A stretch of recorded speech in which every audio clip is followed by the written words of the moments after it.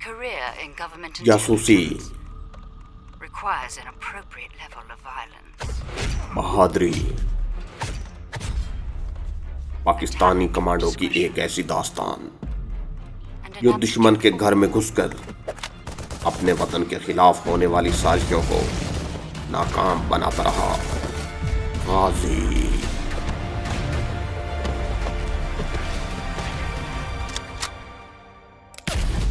میں واپس ٹیلے کی طرف چلنے لگا تو اچانک ایک طرف ایک فوجی سنتری اسٹین گن لیے نکل کر میرے سامنے آ گیا۔ کون ہو تم؟ ادھر کیا کر رہے ہو؟ میں نے اولکھ نرنجن کا نعرہ لگایا اور کہا، بابا لوگ، ہم سادھو سنیاسی ہیں، جڑی بوٹیوں کو تلاش کرتے ادھر آئے ہیں۔ وہ ڈوگرا فوجی مجھے غور سے اوپر سے نیچے تک دیکھ رہا تھا۔ میں نے جولے میں سے جھاڑیوں کی کچھ شاخیں اور پتے نکال کر اسے دکھائے اور کہا، یہ دیکھو بچہ، یہ اگن تنتری بوٹی ہے۔ اس کو پانی میں بھگو کر 3 دن پینے سے آدمی کے آدھے سر کا درد ہمیشہ کے لیے ختم ہو جاتا ہے۔ پھر میں نے دوسری شاخ اسے دکھائی اور کہا، یہ یگن پتری بوٹی ہے۔ اس کو کوٹ کر چھان کر رات کو ایک چٹکی دودھ کے ساتھ پیا جائے تو آدمی کی طاقت 10 گنا بڑھ جاتی ہے۔ ڈوگرا فوجی کو یقین ہو گیا کہ میں کوئی خطرناک آدمی نہیں ہوں بلکہ سنیاسی ہی ہوں، اور وہ کہنے لگا، مہاراج تم اس طرف سے چلے جاؤ، یہاں کسی کو آنے کا آرڈر نہیں ہے۔ ٹھیک ہے، اب تم جاؤ۔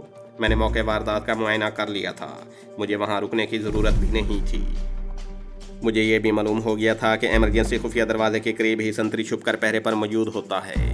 دن کو یہ فوجی تھا اور رات کو کوئی دوسرا ہوتا ہوگا۔ اس 1 یا 2 فوجیوں پر قابو پانا ہمارے لیے کوئی مشکل کام نہیں تھا۔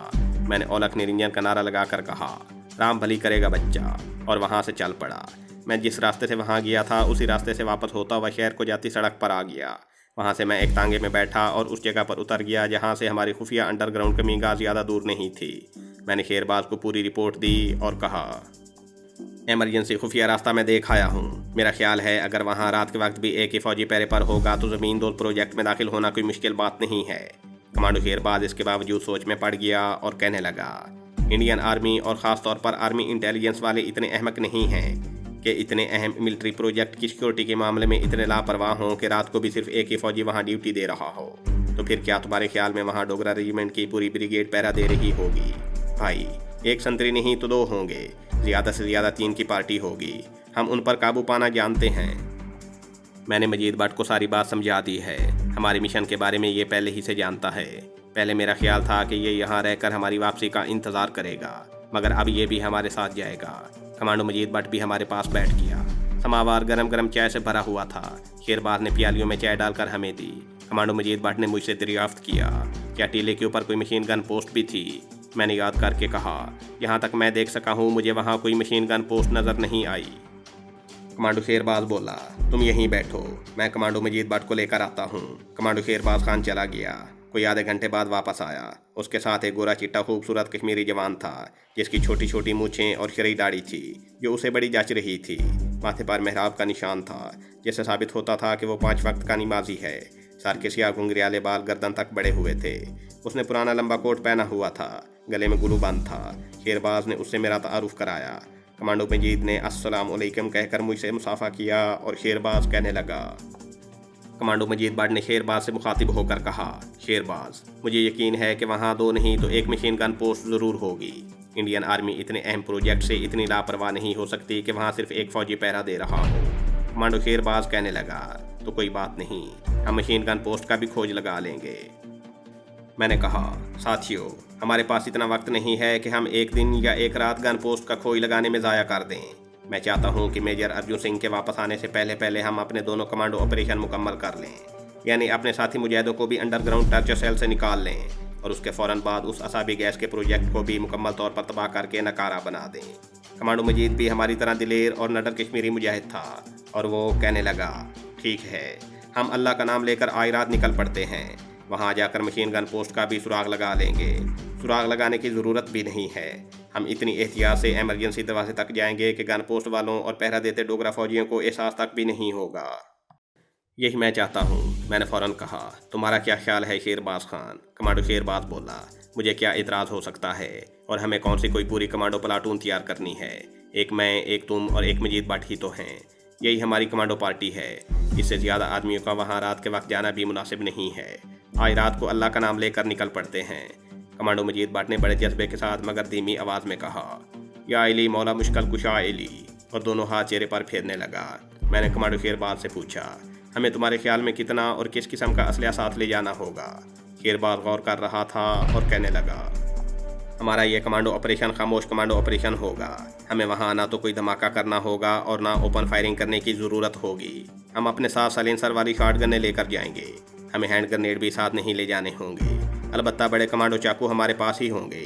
दुश्मन को ओपन साइट में लाकर उस पर वार नहीं करना होगा, बल्कि अचानक शेर की तरह दबोच कर उसकी शहरक चाकू से काट देनी होगी। और आप लोग तरबियत याफ्ता कमांडो हैं। आपको मालूम है कि जब दुश्मन की शहरक पर चाकू फेरा जाता है तो उसे फ़ौरन अपने से अलग कर दिया जाता है, ताकि उसकी शहरक से खून का जो फवारा निकलेगा वो खून हमारे ऊपर न पड़े। और ये काम 1 सेकंड से भी कम वक्फे में मुकम्मल हो जाना चाहिए। इस कमांडो ऑपरेशन पर हमें सिर्फ चाकू और शॉटगनों की ही ज़रूरत होगी। अलबत्ता इसके बाद जब हम प्रोजेक्ट को धमाके से उड़ा देने के मिशन पर जाएंगे तो हमें हर किस्म के असलहा की ज़रूरत होगी। यहाँ कमांडो मजीद भट्ट ने एक बड़े अहम नुक्ते की तरफ इशारा करते हुए कहा, इसका मतलब है कि हमें 2 अलग अलग मिशन पर जाना होगा। यानी एक कमांडो ऑपरेशन अपने साथी मुजाहिदों को दुश्मन के टार्चर सेल से आज़ाद कराने के लिए होगा और दूसरा कमांडो एक्शन खुफिया प्रोजेक्ट को तबाह करने के लिए होगा। अब क्या ख्याल है, क्या हमारे पहले मिशन की कामयाबी के बाद इंडियन आर्मी होशियार नहीं हो जाएगी? वो यकीनन वहाँ सिक्योरिटी सख्त कर देगी, बल्कि बहुत मुमकिन है कि वहाँ पूरी कमांडो फोर्स आकर बैठ जाए। ऐसी सूरत में हमारे लिए दूसरी बार अंडरग्राउंड प्रोजेक्ट में दाखिल होकर उसे तबाह बर्बाद करना तकरीबन नामुमकिन हो जाएगा। ये नुक्ता ऐसा था कि इस पर हम भी सोच में पड़ गए। कमांडो मजीद भट्ट ने बड़े अहम पॉइंट की तरफ इशारा किया था। इस बारे में हमने सोचा भी नहीं था। शेरबाज खान ने उससे पूछा, तो तुम्हारा ख्याल ये है कि हमें अपने पहले कमांडो मिशन में ही दोनों काम कर देने चाहिए? यानी हम वहाँ से अपने साथी मुजाहिदों को भी निकाल लाएं और वहाँ अहम ठिकानों पर धमाका खेल मवाद भी रखें? कमांडो मजीद बोला, मैं यही चाहता हूँ और मेरे ख्याल में होना भी यही चाहिए। दूसरी बार हमारे लिए वहाँ मुश्किलात पैदा हो जाएंगी। जब अंडरग्राउंड टार्चर सेल से हमारे साथों साथी मुजाहिद फरार हो जाएंगे तो इंडियन आर्मी और वहाँ मौजूद सिक्योरिटी हाथ पर हाथ रख कर नहीं बैठी रहेगी। वो तो आसपास के पहाड़ी टीलों के 1-1 इंच पर बारूदी सुरंगें भी बिछा देंगे और फौज का पूरा ब्रिगेड वहाँ हिफाजत के लिए डिप्लॉय कर देंगे। हम खामोशी से गौर करने लगे। मैंने कमांडो शेरबाज की तरफ देखा और बोला, कमांडो मजीद का ख्याल बिल्कुल दुरुस्त है। हमें दोनों मिशन एक ही कमांडो ऑपरेशन में मुकम्मल करने होंगे। आखिर यही फैसला हो गया। शेरबाज बोला, अब हम आज रात नहीं निकल सकते। हमें इस बड़े कमांडो ऑपरेशन के लिए पूरा इंतजाम करना होगा। फिर उसने मेरी तरफ देखकर कहा, कमांडो हैदर अली, इस ऑपरेशन के लिए तुम हमें गाइड करोगे, क्योंकि तुम उस अंडरग्राउंड प्रोजेक्ट में मेजर अर्जुन सिंह के हमरा जा चुके हो। तुमने इस प्रोजेक्ट की सुरंग, हाल, कमरे और मेहराबी दरवाज़ों और कोठरियों को देखा हुआ है। मैंने कहा, अगरचे मैं ज़्यादा तफसील के साथ प्रोजेक्ट का जायज़ा नहीं ले सका, लेकिन जितना कुछ मैंने देखा है मेरे ख्याल में उसे तबाह करने के लिए काफ़ी है। कमांडो मजीद ने कहा, सुभान अल्लाह, ठीक है। इसका मतलब ये हुआ कि हम सबसे पहले इमरजेंसी दरवाजे से अंडरग्राउंड प्रोजेक्ट में दाखिल होते ही सबसे पहले 2 या 3 कोठरियों में से अपने 4 मुजाहिद साथियों और 3 मुजाहिद खवातीन को निकाल कर उन्हें वहाँ से फरार करवाना होगा। मैंने पूछा, क्या उन मुजाहिद मर्द और औरतों के साथ हमारे किसी आदमी का जाना ज़रूरी तो नहीं होगा? शेरबाज खान बोला, बिल्कुल नहीं। इसकी वजह यह है कि हमारे 4 मुजाहिद कमांडो हैं। वो खुद बाकी खवातीन को भी अपने साथ पहाड़ी टीलों से निकाल कर रात की तरीके में अपनी कमी गाह तक पहुंच जाएंगे। मैंने पूछा, इससे हमारे असल कमांडो ऑपरेशन में रुकावट नहीं पड़ेगी? शेरबाज ने कहा, इसकी शर्त यह है कि हमारे पहले मिशन की तकमील तक वहाँ किसी को कानो कान खबर न हो। हम इसकी पूरी कोशिश करेंगे। कमांडो मजीद भट्ट ने सीने पर हाथ रख कर कहा, हाँ, इसके लिए हमें अपनी जान से क्यों न गुजरना पड़े। अब कमांडो शेरबाज खान ने एक अहम पॉइंट की तरफ इशारा करते हुए मुझसे पूछा, तुम साधु बनकर जब project incharge major Arjun Singh के साथ ज़मीन दोस्त प्रोजेक्ट पर गए थे तो वो तुम्हें सीधे रास्ते से लेकर गया था। उस रास्ते से तुम जिस सुरंग में दाखिल हुए थे वो कोठरियाँ उस सुरंग में आगे जाकर आती थीं, जिनमें हमारे हुर्रियत पसंद मुजाहिद और 3 मुजाहिद खवातीन कैद हैं। लेकिन अब हमें प्रोजेक्ट के इमरजेंसी दरवाजे से दाखिल होना पड़ेगा। कोई पता नहीं कि ये इमरजेंसी राहदारी हमें कहाँ तक ले जाएगी, और ये ज़रूरी नहीं कि ये हमें उसी सुरंग की तरफ ही ले जाए जहाँ हमारे मुजाहिदों की कोठरियाँ हैं, क्योंकि हमें अपने साथियों को सबसे पहले वहाँ से निकालना होगा। उनके निकलने के बाद हम वहाँ धमाका खेज मवाद लगाएंगे। अब मैं सोच में पड़ गया। बात काफ़ी गौर तलब थी, क्योंकि वो अंडरग्राउंड प्रोजेक्ट काफ़ी बड़ा था। उसमें कई कमरे होंगे।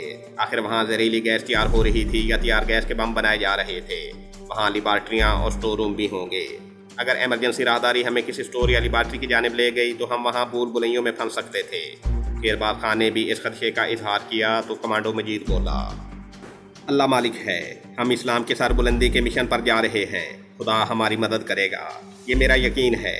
हमारा एक बार अंडरग्राउंड प्रोजेक्ट में दाखिल होना ज़रूरी है। आगे हम अपना टारगेट तलाश कर लेंगे।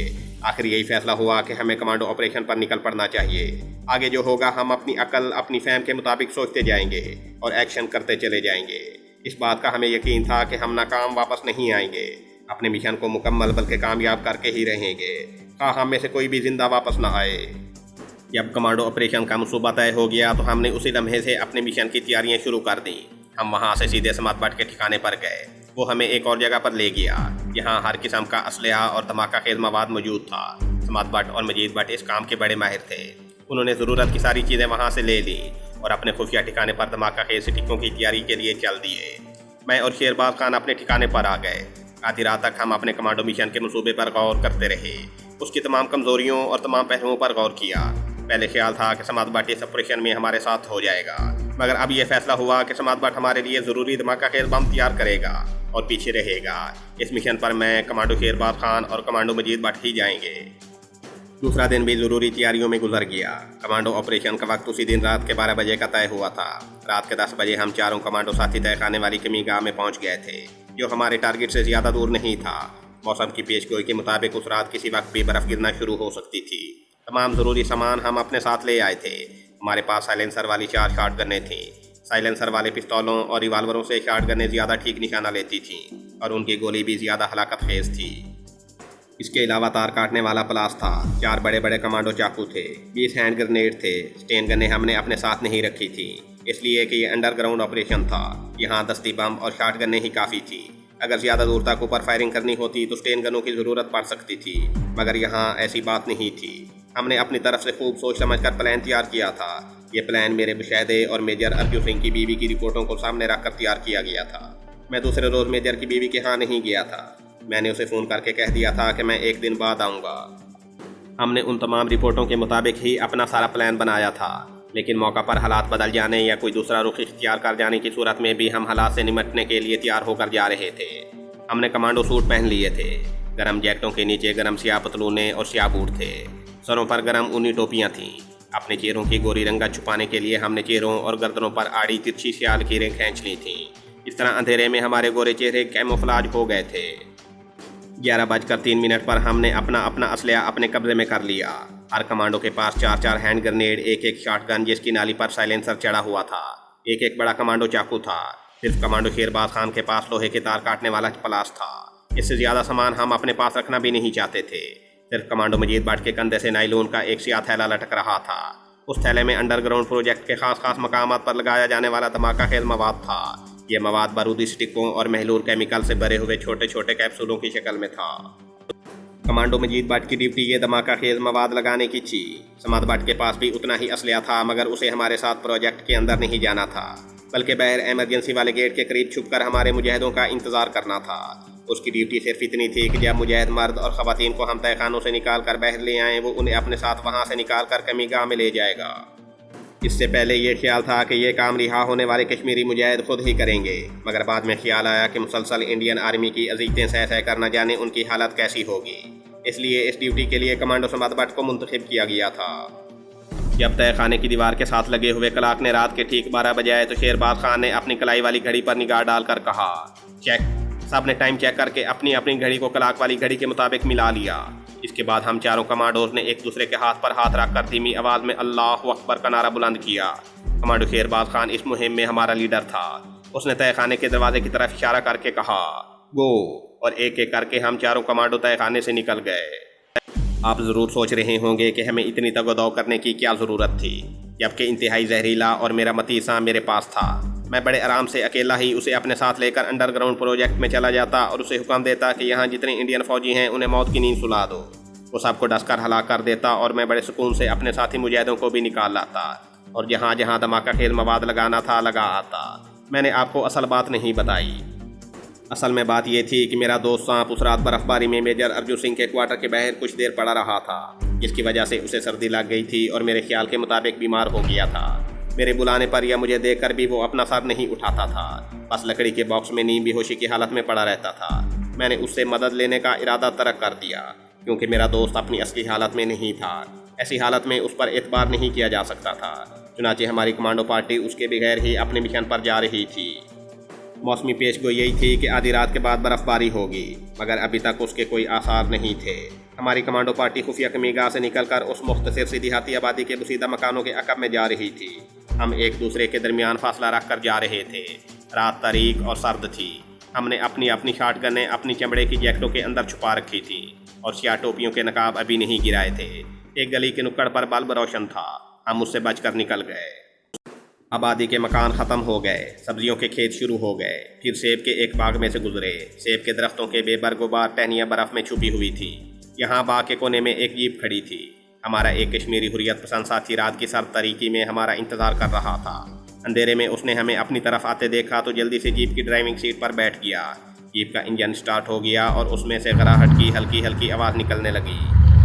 हमारे मिशन का लीडर कमांडो शेरबाज आगे आगे था। उसने रुककर हमें हाथ से आगे बढ़ने का इशारा किया। हम जीप की तरफ दौड़ पड़े। जाते ही जीप में सवार हो गए। हमारे बाद कमांडो शेरबाज भी दौड़ता हुआ आया और उछलकर जीप में हमारे साथ बैठ गया। उसने आहिस्ता से कहा, गिलानी गो। गिलानी जीप के कश्मीरी मुजाहिद ड्राइवर का नाम था। जीप के इंजन की आवाज़ ज़रा हल्की हुई और फिर तेज़ी से एक तरफ दौड़ने लगी। जीप तीन तरफ से ढकी हुई थी। पीछे का हिस्सा खाली था, जिसमें से श्रीनगर शहर की ठिठरती हुई रोशनियाँ नज़र आ रही थी। ये झिलमिलाती रोशनियाँ दूर होती जा रही थी। जीप एक तरफ को घूम गई। यहाँ से ज़मीन ऊंची नीची हो गई थी। जीप खाली रास्ते पर भाग रही थी। रात के अंधेरे में रास्ते की दोनों जानिब सफ़ेद सफ़ेद बर्फ़ ऐसे दिखाई दे रही थी जिस तरह रात के वक्त समंदर के किनारे समंदरी जाग नज़र आती है। हमारी जीप पहाड़ी इलाके में आ गई। जीप की रफ्तार हल्की हो गई, फिर एक टीले की दीवार के साथ रुक गई। कमांडो शेरबाज ने आहिस्ता से कहा, टारगेट 1 गेट डाउन। हम छलांगें लगाकर जीप से निकल आए और हिदायत के मुताबिक टीले की दीवार की ओट में जहां अंधेरा गहरा था, टीले की सख्त दीवार के साथ लगकर खड़े हो गए। हमने अपनी अपनी शॉटगनें जीप में ही जैकेटों से निकालकर हाथों में पकड़ ली थीं।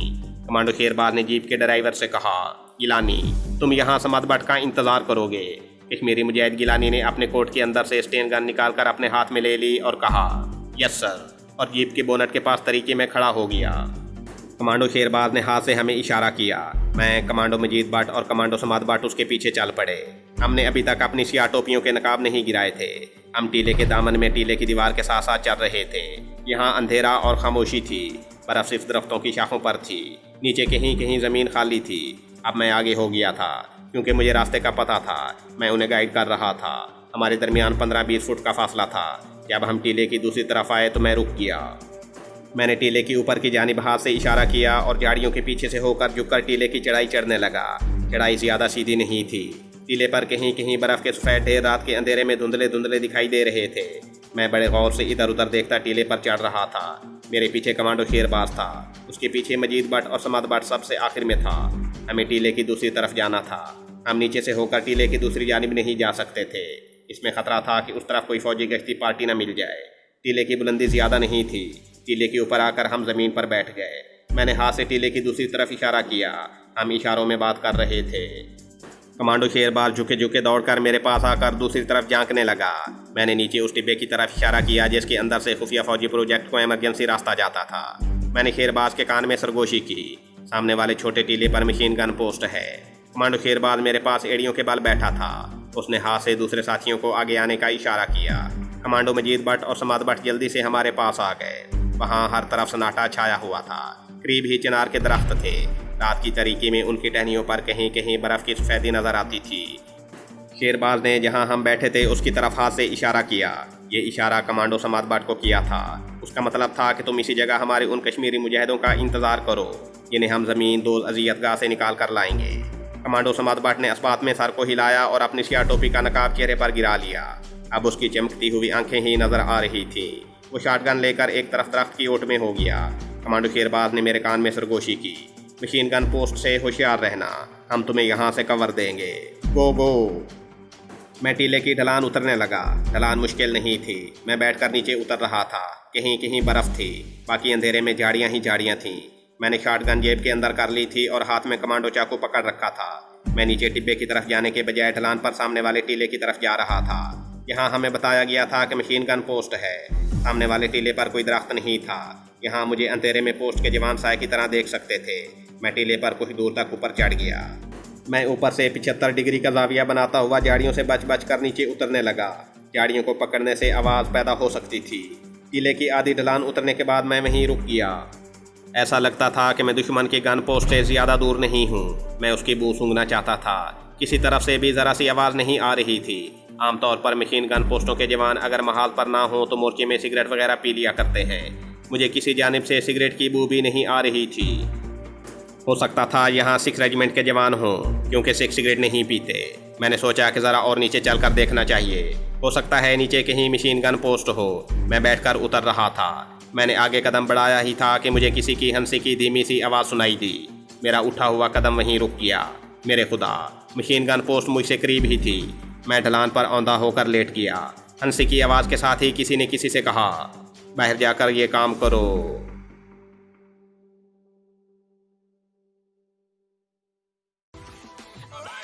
یہ تھی ہماری آج کی ایپیسوڈ۔ امید کرتے ہیں آپ کو ہماری یہ کہانی پسند آئی ہوگی۔ تو جانے سے پہلے اس ویڈیو کو لائک کیجئے اور شیئر کرنا مت بھولیے۔ کمنٹ کر کے ہمیں بتائیے کہ آپ کو ہماری یہ ویڈیو کیسی لگی، اور اگر ابھی تک آپ نے ہمارے اس چینل کو سبسکرائب نہیں کیا تو اسے سبسکرائب کیجئے اور بیل آئیکن دبا کر آل نوٹیفیکیشنز آن کر لیجئے۔